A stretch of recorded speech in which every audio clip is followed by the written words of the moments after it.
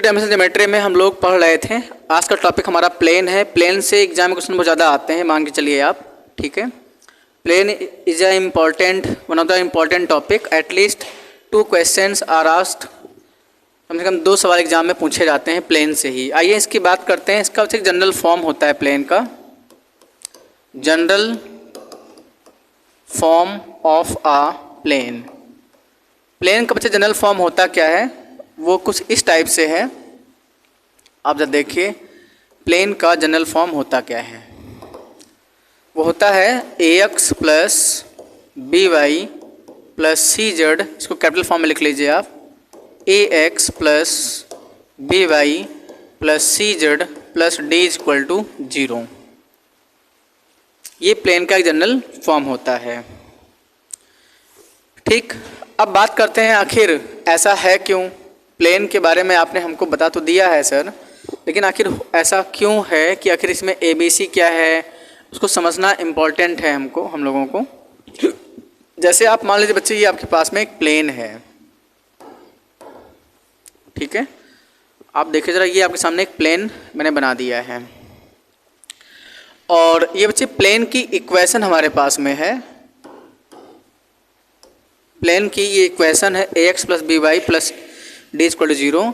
बच्चे इस प्लेन का अपना एक नॉर्मल भी होता है। ये इस प्लेन का अपना एक नॉर्मल होता है। मैंने आप सब बच्चों को डीआर्स और डिसीज पढ़ा दिया है, डायरेक्शन रेशियो क्या होता है, डायरेक्शन कोसाइन क्या होता है, पढ़ा दिया है। तो ये प्लेन का नॉर्मल है। आपको हम ये बता दें सीधा कि आखिर होता क्या है। जैसे मान लीजिए ये एक प्लेन है, आप देखिए ये क्या है, एक प्लेन मान लीजिए है ये। इसी की इक्वेशन जो है वो ax plus B Y plus C Z पर डी इक्वल 0 है, और इस प्लेन का अपना ये क्या है, नॉर्मल है। मान लो ये जो हमने प्लेन लिया ये इसका नॉर्मल है। नॉर्मल एक ऐसी लाइन होती है जो प्लेन के क्या परपेंडिकुलर होती है। और नॉर्मल बच्चे है क्या, नॉर्मल एक लाइन है। अगर एक लाइन है तो इसका अपना क्या होता है, डायरेक्शन रेशियो होता है, डीआर्स होता है। तो बच्चे इसी लाइन का जो आप देख रहे हैं, इसी लाइन का जो डायरेक्शन रेशियो होता है डीआर्स, इसको हिंदी में बोलते हैं दिक् अनुपात बोलते हैं, बताया गया था। वो एक्स वाई जेड के कोफिशिएंट होता है बच्चों। तो ये ए है और कॉमा बी कॉमा सी होता है, ठीक। मैंने आपको बता दिया प्लेन का नॉर्मल। तो यहाँ से ये समझ में आता है सर प्लेन का अपना क्या होता है, नॉर्मल होता है। इस नॉर्मल का अभी हिंदी में बता रहे हैं कि डीआर्स जो होता है वो बच्चे ए बी और सी होता है, ठीक है। हिंदी में लिख लीजिए, लिखिए हिंदी में बोल देता हूँ। किसी समतल का व्यापक रूप ax plus B Y plus C Z plus D equal to 0 है, या लिखा है बोर्ड पे। किसी समतल का व्यापक रूप ax plus B Y plus C Z plus D equal to 0।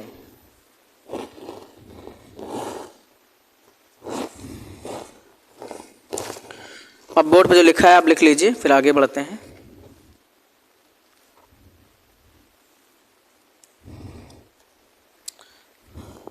और बच्चे अभिलंब यहाँ लिख लीजिए। अभिलंब का कुछ नाम मैं यहाँ पे दे देता हूँ। अभिलंब मान लो ये ए है और ये बी है। अब अभिलंब की कुछ अपनी एक प्रॉपर्टीज होती है। अभिलंब की बच्चे प्रॉपर्टी ये है कि अभिलंब प्लेन पर जितने भी पॉइंट लाई करेंगे उन सभी पॉइंट के क्या होता है, परपेंडिकुलर होता है। अभिलंब की ये प्रॉपर्टी है, ठीक है। अगर हम इसमें कुछ बात करें about normal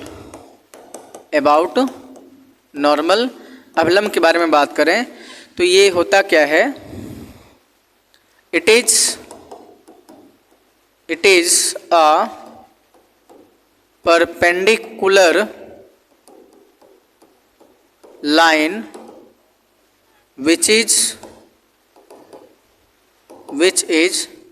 perpendicular to all lines in lying the plane,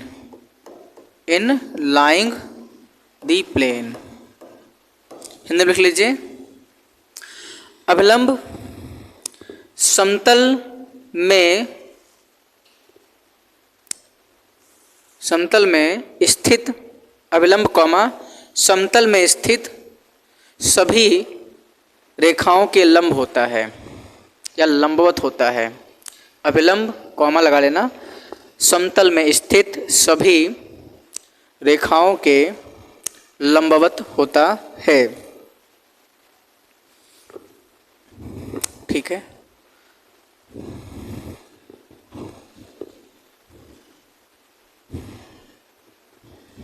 okay.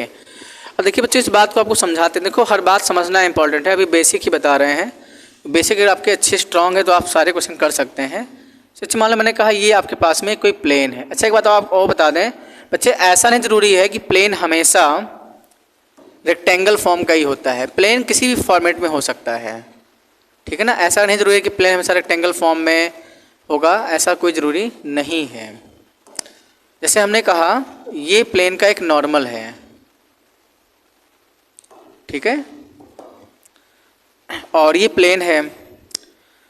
तो ये नॉर्मल जो है इस प्लेन में कितने भी पॉइंट लाई करें, इस प्लेन में कितने भी पॉइंट, कितने भी लाइंस लाई करें, जैसे ये सारे लाइन आपके सामने लाई कर रहे हैं।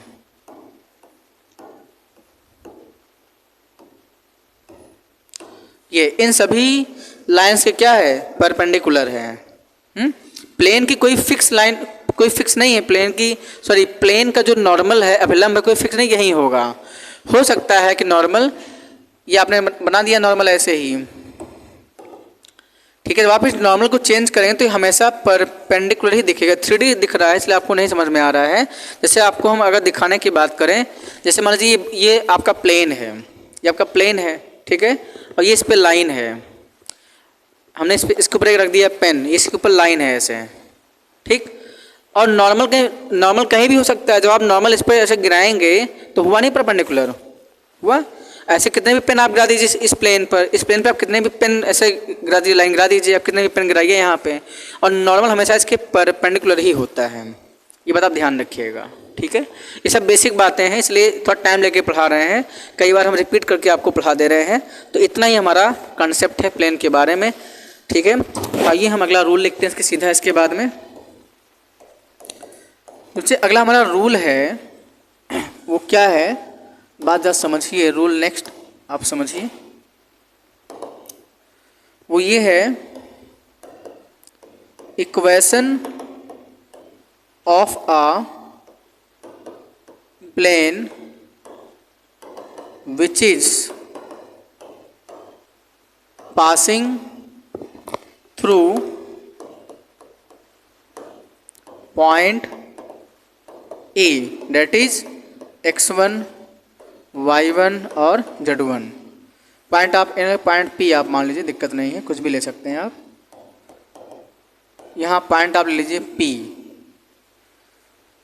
एक ऐसे प्लेन की इक्वेशन जो बच्चे किसी पॉइंट P से हमारा पास कर रहा है। ये देखिए, कोई पॉइंट P से हमारा पास कर रहा है। P पॉइंट की आपके पास कोऑर्डिनेट है x1, y1, z1 है, एंड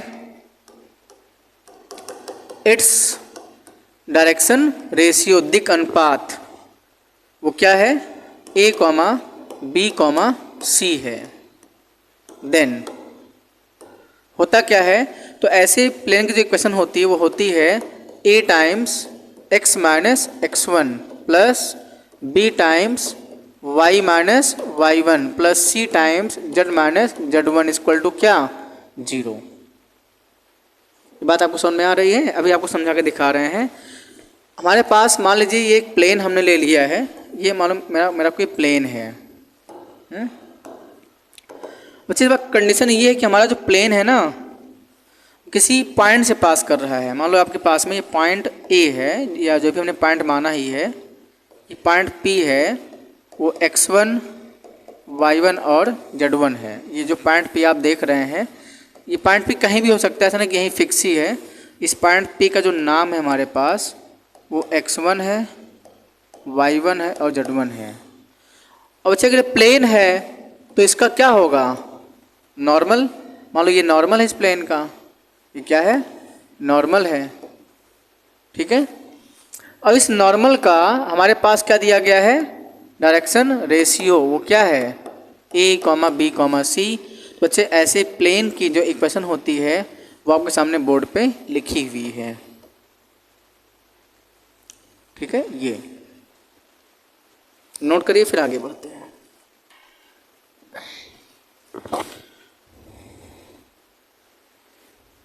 हिंदी में लिख लीजिए, एक समतल जो x1, y1, z1 बिंदु से होकर जाता है, ऐसे लिखिएगा, लिखिए बिंदु x1, y1, z1, लिखिए बिंदु P x1, y1, z1 से होकर जाने वाले समतल का समीकरण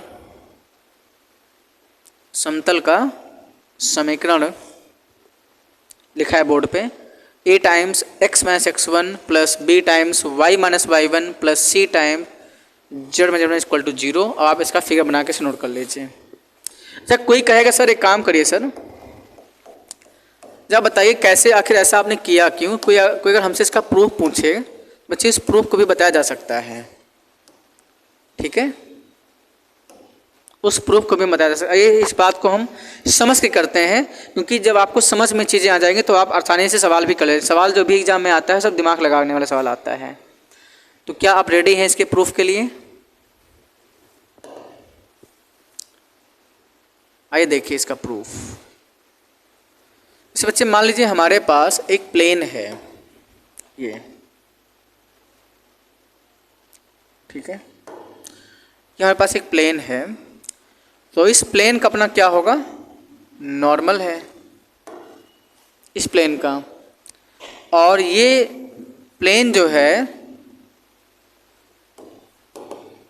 एक कोई पॉइंट हमारे पास में P है, इससे पास कर रहा है। ये पॉइंट क्या बच्चों? x1, y1 और z1 है। इस प्लेन का ये क्या है बोलो?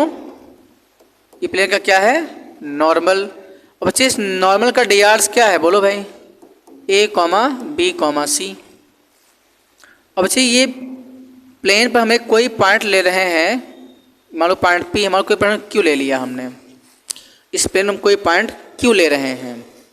लेट यहाँ लिख लेंगे हम लोग, let point Q is a general point.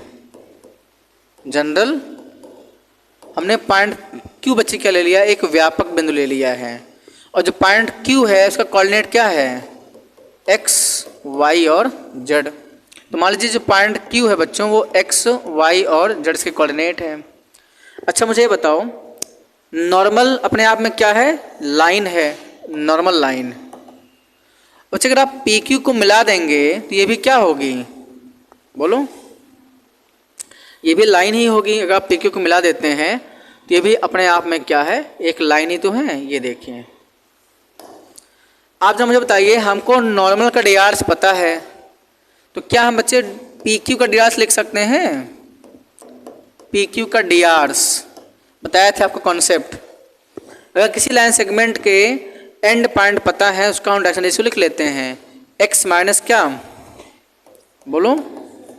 x1, y minus y1 और z माइनस z1। ये डी PQ लीजिए, x में से x1 घटाएंगे, y में से y1 घटाएंगे। भाई आपने सब किया है सवाल, ठीक है। अब हर बात याद रखना ठीक नहीं है। मान लो ये PQ लाइन है, मान लो ये बच्चे 1, 2, 3 है, और ये 4, -6 और 8 है। तो जब आप डी PQ के लिखते थे, याद करिए, तो क्या करते थे? घटा लेते थे हम। Q में से P को -4 में से 1 गया 3, -6 -2 बोलो -8, 8 में 3 गया 5। क्या आपने ऐसा किया है सवाल? किसी लाइन सेगमेंट के, किसी रेखाखंड के अगर अंतिम सिरे दिए हों तो उसका ये डी होता है। ये आपको पता होगी, नहीं पता है तो आप इसको तो आप पढ़ते नहीं कुछ भी, ठीक है। आई थिंक ये सबको बात समझ में आ रही है। अच्छा मुझे बताइए, नॉर्मल और PQ आपस में कैसे हैं? परपेंडिकुलर हैं। इनके बीच का एंगल क्या है? परपेंडिकुलर है। और जब दो लाइंस परपेंडिकुलर होती है तो मैंने आपको बताया था कंसेप्ट, डी का प्रोडक्ट सम 0 हो जाता है। हाँ भाई, सीखा होगा आपने कि दो लाइंस परपेंडिकुलर हैं तो A1 A2 plus B1 B2 plus C 0 हैं। यहाँ पे अगर हम सही से बात करें तो ये हमारा काम कर रहा है किसका? A1 B1 और C1। बच्चे ये काम कर रहा होगा ये A2 B2 और C2। तो लगा दीजिए, तो लिख लेंगे ऊपर सिंस, क्या सिंस है? डिजिटल बोर्ड का एक एक्सेसनेस हम लोग क्या हो जा रहे हैं, मॉडर्न हो जा रहे हैं, सब खत्म हो रहा है। हाँ लिखिए, since normal and P Q lines are क्या, लाइन्स आर परपेंडिकुलर, सो क्या A1 A2 plus B1 B2 plus C1 C2 क्या बच्चों 0 आ जाएगा। लगा दो A1 की वैल्यू कितनी है, A1 की वैल्यू कैपिटल है और A2 कितना है x माइनस x1, बोलो x minus x1 plus capital B y minus y1 plus capital C z minus z1 equal to क्या 0।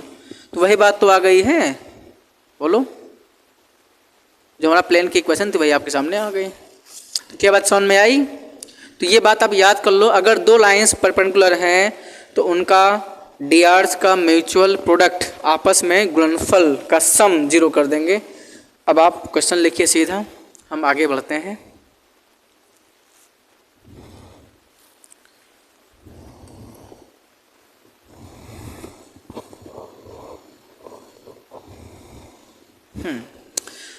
तो बच्चे ये नॉर्मल का हमने जो अब तक पढ़ाया है शायद बताया नहीं, बता देते हैं आपको।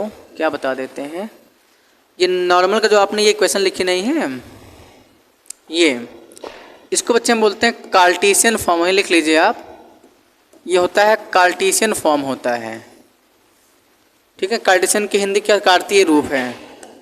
ये बच्चे क्या है, ये कार्तीय रूप है। मैं आप लिख लीजिए, ये इस समतल का कार्तीय रूप है। लिख लीजिए आप जो शुरुआत में लिखे थे, ठीक है।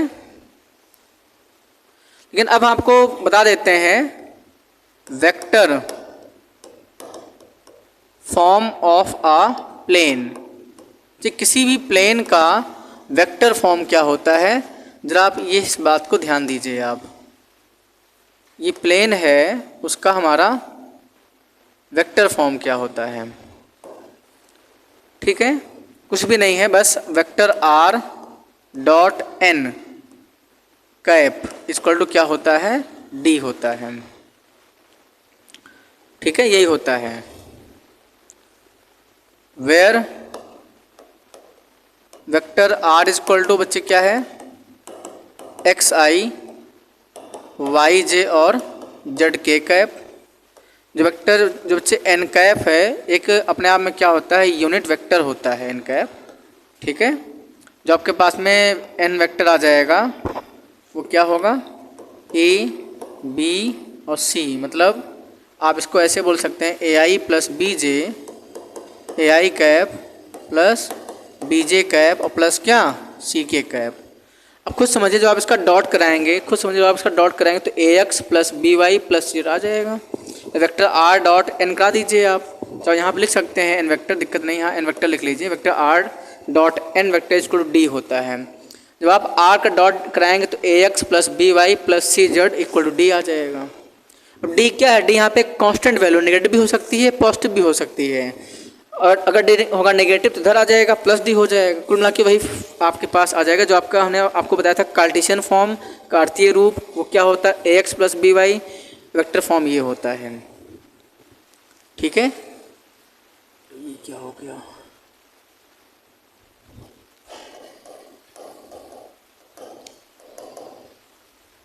गया कहाँ गया, लिखा था आपने, लिखी ना।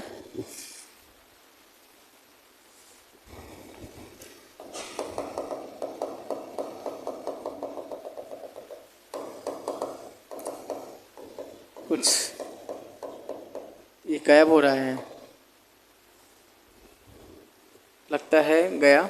चलिए कोई बात नहीं, कोई खास नहीं गया है। आप लिख लीजिए vector r dot n equal to d होता है, बस ये होता है वेक्टर फॉर्म होता है। आप इसको लिख लीजिए,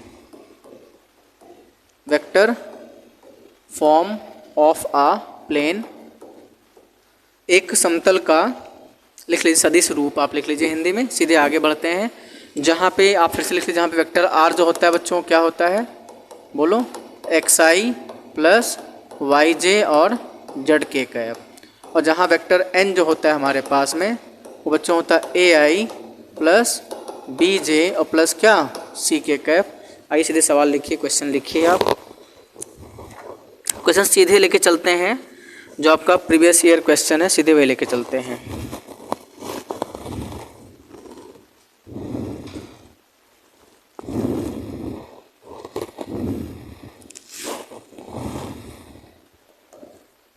ये क्वेश्चन है, आप देखिए। फाइंड इक्वेशन ऑफ प्लेन, अब हिंदी में लिखा देंगे find equation of a plane, equation of a plane which is passing through 1 0 -2 and perpendicular to I plus j minus k। बच्चे ये क्वेश्चन 2015 में आया हुआ सवाल है और 2000 बच्चे 18 में आया और 2020 में भी आया है, ठीक है।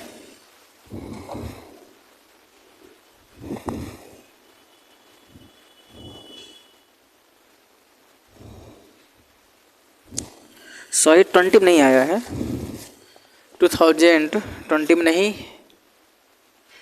आया क्वेश्चन। रिपीटिशन है इसकी, क्वेश्चन 2017 में भी पूछा गया सवाल है ये। देखिए आसान सवाल है, बहुत पास समझिए। हिंदी में लिख लीजिए, फटाफट लिखिए हिंदी में, मैं बोल देता हूँ। उस समतल का समीकरण ज्ञात कीजिए, फटाफट लिखिए, जो बिंदु 1, 0, -2 और से होकर जाता है तथा उस समतल का समीकरण ज्ञात कीजिए जो बिंदु, देखो बेटा फटाफट, 1, 0, -2 से होकर जाता है तथा सदिश i प्लस जे, तब i cap plus J cap minus के क्या है, लंबवत है। देखो जिस बच्चे को जिसको पता है वो समझ के करेगा सवाल, वो फटाफट करेगा। कैसे करेगा वो थोड़ा सा डायग्राम अपने मन के अंदर में बना लेगा, डायग्राम थोड़ा वो बना लेगा अपने अच्छे से, ठीक है। ये क्या है, तो वो डायग्राम सेट,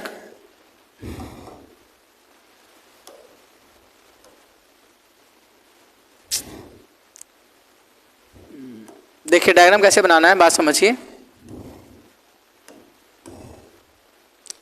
मान लो आपके पास में ये एक प्लेन है, ये क्या है, एक प्लेन हमारे पास में है और हम इसमें क्या कर रहे हैं, एक लाइन बना दे रहे हैं। मतलब ये इसका नॉर्मल लाइन है, नॉर्मल कहीं भी हो सकती है। ये आपके पास में लाइन क्या है, नॉर्मल लाइन है।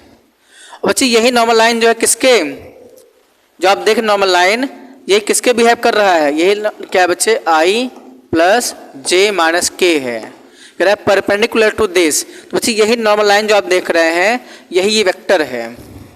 और ये जो आप देख रहे हैं, ये जो प्लेन आप देख रहे हैं, ये प्लेन कहाँ से पास कर रहा है, ये प्लेन बच्चे पास कर रहा है 1 0 -2 से पास कर रहा है। क्या बात आपको समझ में आ रही है। और इसी प्लेन की क्वेश्चन लिखनी है। अब आप मुझे बताइए जरा, i प्लस जे प्लस, इसके लिख लो क्या बच्चे, इसके लिख लो कोफिशिएंट। तो i का 1, j का 1, k का -1। सबसे ध्यान देंगे बोर्ड पे, ये काम सा करेगा बच्चे, ये काम करेगा हमारा क्या, x1 y1 और क्या बच्चों, z1।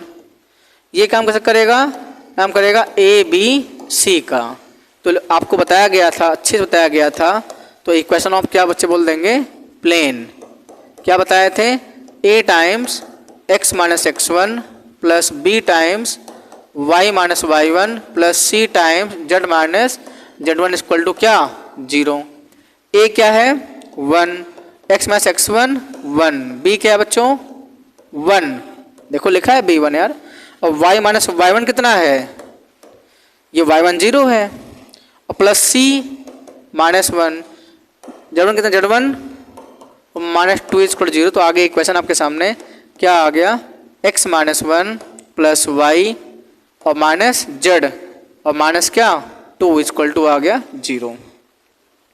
ठीक, अगर मैं इस सवाल के फाइनल अगर हम आंसर की बात करें तो आंसर आपके सामने लिखा हुआ है x plus Y minus Z और माइनस 3 इक्वल 0।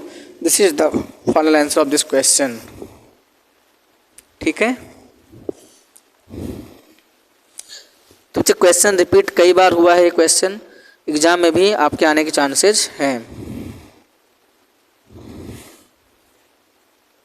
ठीक, अच्छा मान लो इसी सवाल में अगर हम आपसे कह दें काम करिए, आप जरा हमको इसका वेक्टर फॉर्म बता दीजिए।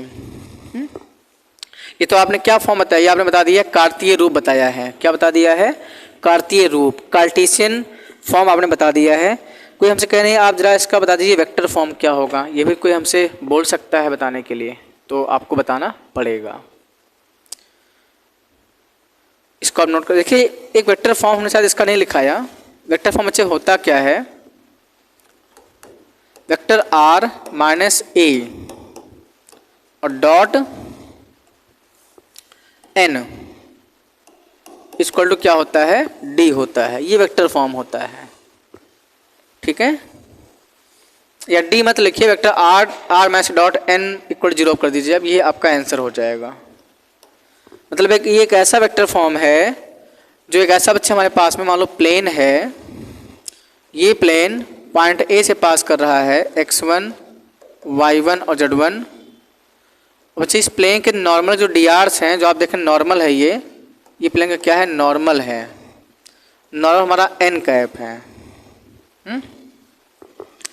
या ऐसे मान लीजिए ये प्लेन जो आपके पास आपने देखा ये प्लेन हमारा हमने बना दिया है। एक काम करते हैं, मान लो हमारे पास में ये प्लेन है, आप बात समझिए ध्यान से, ये प्लेन है और ये प्लेन एक कोई पॉइंट से पास कर रहा है, जिस पॉइंट का पोजीशन वेक्टर क्या है हमारे पास में? वेक्टर ए है। अच्छा प्लेन है तो प्लेन का क्या होगा? अपना नॉर्मल होगा। तो मान लो इस पर एक पॉइंट कोई आर ले रहे हैं, आर, और इस नॉर्मल को क्या लिख रहे हैं हम लोग? एन वेक्टर लिख रहे हैं नॉर्मल को। जाहिर सी बात है, तो ये भी वेक्टर होगा। मान लो भाई ये पॉइंट ए है जैसा वही, और मान लो ये पॉइंट बी है। पॉइंट बी को हमने आर ले लिया है, तो हमारा जो ए बी वेक्टर बनेगा वो क्या बनेगा? आर माइनस ए। बोलो, जो हमारा ए बी वेक्टर बनेगा वो क्या बनेगा? आर माइनस ए बनेगा। और एन वेक्टर तो हमारे पास में है ही है, तो आप देख रहे हैं ये एन वेक्टर नॉर्मल और ये भी परपेंडिकुलर है, तो इनका डॉट क्या कर देंगे? 0 कर देंगे। ठीक है, तो इसी सवाल की बात करें, जो आपका सवाल आया हुआ सवाल है, अगर कोई कहे कि आपने कार्टेशियन फॉर्म से आपने बता दिया है, ये कार्टेशियन फॉर्म है, कार्तीय रूप है प्लेन का, क्योंकि बताओ उसका वेक्टर फॉर्म क्या होगा? तो वेक्टर फॉर्म भी आप इसी फॉर्म में बता सकते हैं। अच्छा वेक्टर, ये तो ये वेक्टर ए क्या है? प्लेन किस पॉइंट से पास कर रहा है? एन क्या है? नॉर्मल है, जिसके परपेंडिकुलर है। अगर हम इसी सवाल की बात करें, जो आप देख रहे हैं सवाल, आप ध्यान से देखिए सवाल को, ये अच्छा पासिंग थ्रू द पॉइंट, ये इस पॉइंट से पास कर रहा है। अगर इसकी वेक्टर फॉर्म की बात करें तो यहाँ जो वेक्टर ए होगा हमारा क्या होगा? वो 1 0 -2 होगा। ठीक है, ये तो होगा। या क्या लिखेंगे आप इसको? बोलो, क्या इसको आप i -2 के कैप लिख सकते हैं? और जो हमारा यहाँ पे वेक्टर n है हमारा, वो क्या है? जिसके परपेंडिकुलर है, यही i प्लस जे माइनस का k कैप। तो लिखेंगे देयरफॉर क्या? वेक्टर फॉर्म, सदिश रूप। क्या फार्मूला होता है? वेक्टर r माइनस ए लिख लो। ए मतलब क्या? i कैप माइनस का 2k कैप इक्वल टू, ये k है, इक्वल टू क्या? नहीं, डॉट। क्या होता है यहाँ पे? डॉट होता है। n लिख लीजिए, ये लिखा था n, तो n लिख लो आप यहाँ पे, i प्लस जे और माइनस का क्या? k इक्वल टू क्या हो गया? 0। ठीक है, ये इसका वेक्टर फॉर्म है। और वैसे जो आप इसको डॉट निकालेंगे, आप घर पे जाके इसका डॉट जब निकालिएगा, बच्चे आप इसका डॉट निकालेंगे, इसका डॉट जो लिखा है बोर्ड पे, तो यही आ जाएगा, यही जहाँ पे वेक्टर आर क्या होगा? वेक्टर बताए थे, वेक्टर आर क्या होता है? वेक्टर आर की वैल्यू हमारी क्या होती है बताओ जरा? एक्स आई प्लस वाई जे और प्लस क्या? जेड के। तो इस आर में से इसको घटाओगे, उसका डॉट कराएंगे, यही वापस आ जाएगा। लेकिन एग्जाम में जो आप आंसर लिखेंगे वेक्टर फॉर्म का, बच्चे ये आपका वेक्टर फॉर्म का क्या एग्जाम में आंसर ऐसे लिखेंगे, और कार्तीय रूप जो आपका कार्टेशियन फॉर्म होता है वो आपका ऐसे है। तो आई थिंक सब बच्चों क्लास 1 में आ गई होगी। अभी आपकी क्लास चलेगी, आप लोग आइए पढ़ने, ठीक है। तो क्लास क्लोज करते हैं।